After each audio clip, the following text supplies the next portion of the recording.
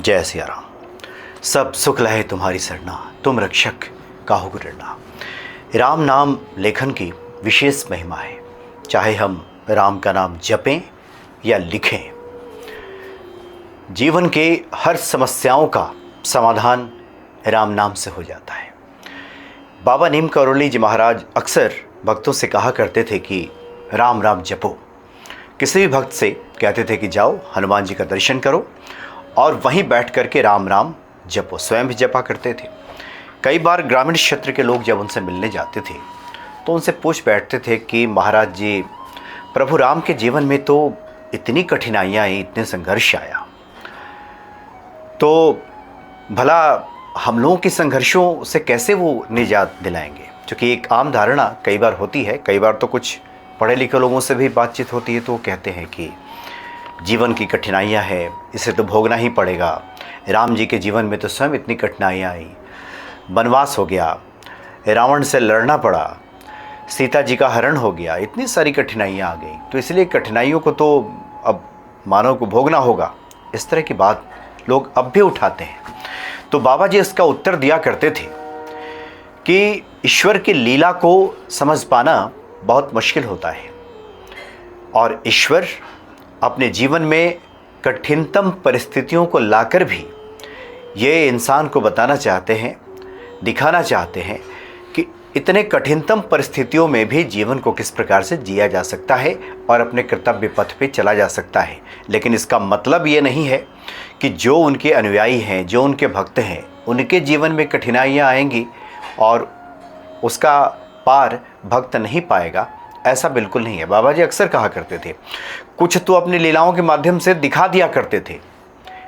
एकदम असंभव से लगने वाली बातें भी संभव कर देते थे बाबा, सिर्फ राम नाम की महिमा बताने के लिए, राम नाम का चमत्कार कह सकते हैं कि ये दिखाने के लिए अपने भक्तों को।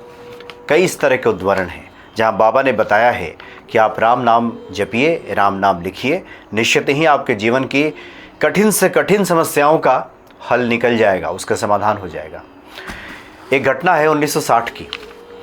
1960 में कुमाऊं मंडल के तत्कालीन कमिश्नर थे श्री प्रकाश कृष्ण जी। बाबा के भक्त थे, पढ़े लिखे व्यक्ति, कमिश्नर साहब, लेकिन उनके मन में भी इस तरह की बातें आ जाती थी कई बार कि कर्म फल तो भोगना पड़ता है। चूँकि गीता में ये बातें कही गई हैं तो किसी व्यक्ति के जीवन में कठिनाई आएगी तो उसे तो भोगना पड़ेगा।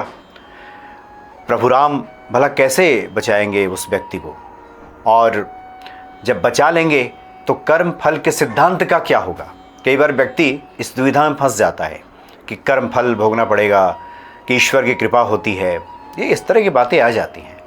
तो ऐसे भक्तों को बाबा अपनी लीला के माध्यम से बताया करते थे। तो एक बार कमिश्नर साहब ने 1960 की बात है, अपने ड्राइवर को भेजा कि जा करके बाबा जी को लेके आ जाओ और यहाँ बाबा जी की हम सेवा करेंगे। हालांकि बाबा जी की इच्छा के बगैर तो कोई उनको ले नहीं जा सकता था, तो बाबा जी की इच्छा रही होगी। बाबा जी ड्राइवर के साथ चले गए और पहुंच गए कुमाऊं।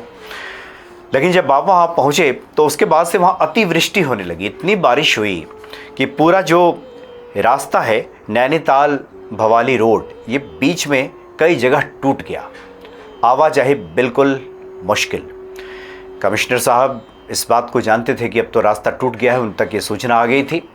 तो उन्होंने बाबा से कहा कि बाबा अब लौटिए मत, आज शाम को आप यहीं रात्रि विश्राम कीजिए, आज कैंची आप मत जाइए। लेकिन बाबा ने कहा कि नहीं, आज एक मेरा भक्त काफ़ी दूर से कैंची आया है मुझसे मिलने के लिए, इसलिए मैं जाऊंगा। बाबा नहीं माने। तो कमिश्नर साहब को लगा कि रास्ता तो टूटा है, बाबा जाएंगे सामने देख लेंगे कि रास्ता टूटा है तो ड्राइवर के साथ पुनः लौट करके आ जाएंगे। लेकिन आश्चर्य, बाबा लौटे नहीं और कैंची के आश्रम पहुंच गए।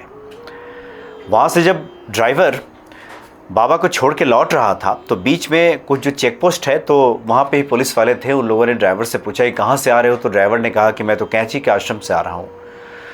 तो उन पुलिस कर्मियों ने, जो मुंशी थे चुंगी पे, उन लोगों ने कहा कि तुम झूठ बोल रहे हो, रास्ता तो टूटा हुआ है, ऐसा कैसे हो सकता है कि तुम वहाँ आश्रम से लौट रहे हो कैंची से, तुम झूठ बोल रहे हो। लेकिन ड्राइवर बाबा को छोड़कर पहुंच गया कमिश्नर साहब के पास। कमिश्नर साहब बैठे ही हुए थे कि बाबा लौट करके आएंगे, रास्ता टूटा हुआ है। उन्होंने देखा कि बाबा तो साथ में है नहीं, बड़ा आश्चर्य हुआ उनको। ड्राइवर ने कहा कि नहीं, रास्ता तो बिल्कुल ठीक है, बाबा पहुंच गए हैं। तो पूछा कमिश्नर ने कि हुआ क्या था। तो ड्राइवर ने कहा कि रास्ता टूटा था, एक बार बाबा ने उसके सर पे हाथ रखा, हाथ फेरा और कहा कि राम राम कहो। तो मैं राम राम कहने लगा और उसके बाद मैंने देखा कि मैं आश्रम के गेट पे पहुंच गया हूँ। बाबा ने चलते समय भी कहा कि राम राम कहते हुए चले जाना, और मैं राम राम कहते हुए आ गया और मैं आपके सामने आकर खड़ा हो गया हूँ। तो कमिश्नर साहब को विश्वास नहीं हुआ, वो पुनः चले देखने के लिए, देखा रास्ता टूटा है। अगले दिन अगली सुबह वो दूसरे रास्ते से कांची के आश्रम पहुँचे और बाबा से कहा कि बाबा ये कैसी लीला है, रास्ता तो टूटा है और ड्राइवर आपको पहुंचा भी दिया और सकुशल वापस भी लौट गया। तो बाबा ने मुस्कुराते हुए कहा कि कमिश्नर साहब, आपका ये ड्राइवर बहुत तेज है, राम राम कहते हुए कहीं भी गाड़ी चला देता है। कमिश्नर साहब बाबा के इस लीला को समझ गए कि रास्ता टूटा था, इतनी खाई जहाँ हो गई है, जहाँ पूरी गाड़ी नीचे गिर सकती है, वहाँ बाबा राम के सहारे पार कर गए। तो राम नाम की बड़ी अद्भुत महिमा है। बाबा कहते थे कि जो लोग द्वैत में फंसे रहते हैं कि राम अलग हम अलग, हनुमान जी अलग हम अलग, भक्त जो होते हैं वो एकाकारिता प्राप्त कर लेते हैं। हनुमान जी को अलग नहीं मानते अपने से भक्त, और जो ऐसा मानते हैं, अद्वैत मानते हैं कि राम अलग नहीं है हमसे, वो हर क्षण हमारे साथ हैं, हमारे ही भीतर विराजमान है, उसके बाद हर कार्य संभव हो जाता है।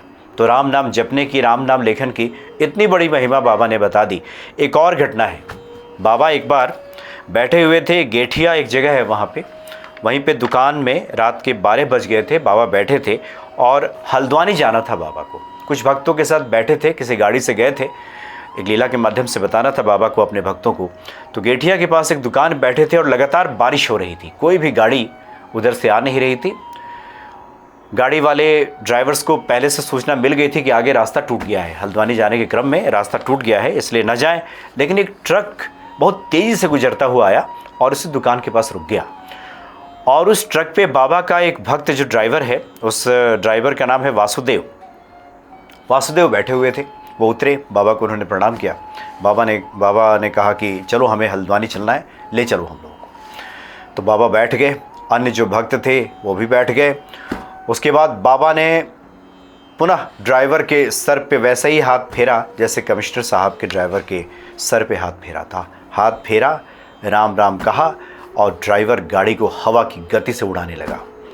रास्ता टूटा हुआ, तेज़ बारिश हो रही थी, भक्त समझ नहीं पा रहे थे कि ये क्या हो रहा है। भक्तों को लग रहा था कि आज तो जान गई, किसी न किसी खाई में ये गाड़ी गिर ही जाएगी। रास्ता टूटा है, झमाझम बारिश हो रही है, आगे कुछ दिख नहीं रहा है। लेकिन बाबा की ऐसी लीला कि राम राम बाबा कहते रहे और ड्राइवर सरपट गाड़ी दौड़ाता रहा। अचानक आगे जाने के बाद एक जगह है गेठिया से आगे, हल्द्वानी के पहले, वहाँ पे एक ट्रक रुक गया अचानक। तो ड्राइवर सचेत हुआ, उसे लगा कि ये क्या हुआ। उतर करके उसने देखना शुरू किया कि गाड़ी क्यों रुकी। तो देखा कि सामने इतनी बड़ी खाई कि पूरा ट्रक उसमें समा जाए। बाबा मुस्कुराने लगे। बाबा ने पुनः उस ड्राइवर के सर पे हाथ फेरा और उसके बाद ड्राइवर ट्रक पे बैठा और न जाने कहाँ से वो खाई गायब हो गई और ड्राइवर गाड़ी को आगे बढ़ाकर ले चला। सुनने में ये बातें बहुत ही आश्चर्य में डालने वाली लगती हैं। ऐसा लगता है कि ऐसा कैसे संभव है, लेकिन बाबा ने ये संभव करके दिखाया। अपने भक्तों को बता दिया कि राम नाम में इतनी शक्ति है कि अगर किसी को विश्वास हो जाए, भरोसा हो जाए तो असंभव संभव हो जाता है। राम का नाम लेने से तो संकट मोचन हनुमान जी सभी कार्यों को संपादित करने लगते हैं, संभालने लगते हैं। इसलिए जो लोग राम नाम लिखते हैं, राम जी का जप करते हैं, उनसे एकाकारिता स्थापित कर लें, अलग ना माने, अद्वैत संबंध स्थापित कर लें। दो है ही नहीं, राम हम में ही समाये हुए हैं, हमारे ही भीतर हैं। जिसको गोस्वामी जी ने लिखा है कि राम लखन सीता सहित हृदय बसहु सुरभूप। जिनके हृदय में राम लखन सीता के साथ हनुमान जी विराजित हो जाते हैं, बस जाते हैं हृदय में, उनके लिए कुछ भी असंभव नहीं रहता।